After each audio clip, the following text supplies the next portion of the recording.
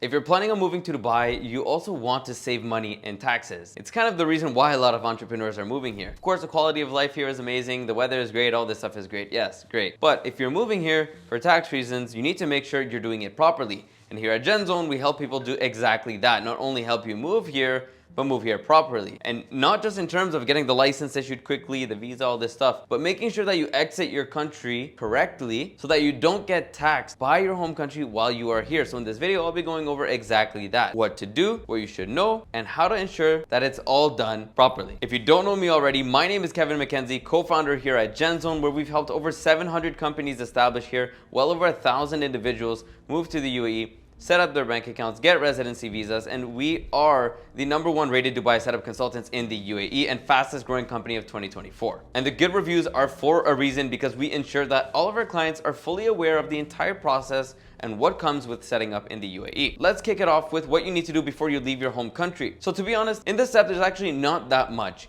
But if you do have a company or you do have properties, you need to get in touch with a tax advisor to see what you need to liquidate, what you can keep, what you can't keep. As an example, if you're Canadian, yes, you can keep your real estate, you can, but what will happen is you might have to sell it in some cases if it's your primary residence, or you have to rent it out to someone else so that there is no home or location available for you when you do travel back to Canada. But the problem is that every country has different rules and regulations. So what's applicable in Canada might not be applicable in the UK. What's applicable in the UK is not applicable in Australia, and so on and so forth. So it's important that you speak to the proper advisors to know exactly what to do. But as a general rule of thumb, if you just wanted to make sure 100% clear, I don't want to pay taxes in my home country, and you don't want to speak to an advisor, what can you do? Number one, sell all of your assets, transfer all of your assets to Dubai, and ensure that you have no more ties to your home country. Your family moved with you, if they're direct family members like your wife, kids, if it's your parents or whoever, it doesn't matter, they can stay in Canada. You get rid of your subscriptions in your home country if you can, like gym membership, all this stuff.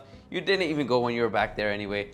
Why keep paying for it when you're gone? Let's keep it real here. So that's one thing to keep in mind. Also, if you have a car in your home country, get rid of the car. Now, a lot of people might think, oh, well, Kevin, I have a house in my home country. Can I just rent it to my mom and she can stay in it and I can keep it? No. It should be someone who is not related to you. The government is a lot smarter than that. So that's one thing to keep in mind. In regards to bank accounts, if you want it to be very clear cut, literally shut down everything. Sell the house, sell the car, get rid of your memberships, close your bank accounts, and move everything. But this is not what you actually have to do. And there's no country that actually requires you to do all of this. That's why it's super case by case. For example, one country is okay with you keeping your banks, one isn't. So this is where it needs to be evaluated on a case-by-case basis. Maybe you have a business. What do you need to do with this business? All these things need to be evaluated.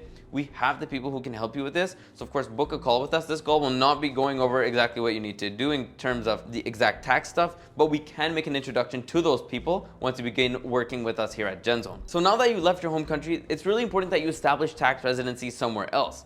In order to claim to be a non-resident, you should be able to claim to be a resident and a tax resident in another place, because some countries, even if you are a non-resident of that country but don't get residency somewhere else, might still try and deem you to be a tax resident in that home country. So what you should do is get residency in the UAE, set up a company or buy a property, and you'll get a residency visa in this way. With the company, it's a 2-year visa. With the real estate, it's a 10-year golden visa. We help people do both, and we will ensure that everything is done properly. Now that you have this property or you have this business and you have your residency, the next step is to move your finances here and set up the bank accounts here, which we help with here at GenZone. We'll help all of you set up your accounts, make sure everything is done properly. Now, once your company is set up, your visa is set up, and your bank account is set up, the most important thing is to spend time here in the UAE.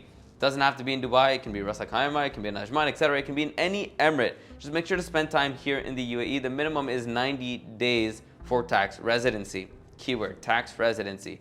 Because just for residency, it's only 1 day every 6 months. And that's something that a lot of people have a misconception with, thinking, oh, I'll spend 1 day every 6 months in Dubai and be a tax resident there. That's not how it works. It's actually 90 days. This is the legal minimum requirement. You can see this on the government's website. The reason why a lot of people don't really know this is because it's not that enforced. If you don't spend more than 90 days or 90 days in the UAE, the government will not come and start taxing you in the UAE, because we don't even have personal taxes here anyway. So even if you did have to pay tax, there's none, which is my point. But it's important to do things properly so that your home country recognizes this. Let's say you're from the UK, you move to Dubai, you make it very public, you tell the home country that I'm moving to the UAE for business, whatever, and then you move back 5 years later. Let's say they want to look into this and they ask you, hey, were you actually a tax resident? Can you show us anything?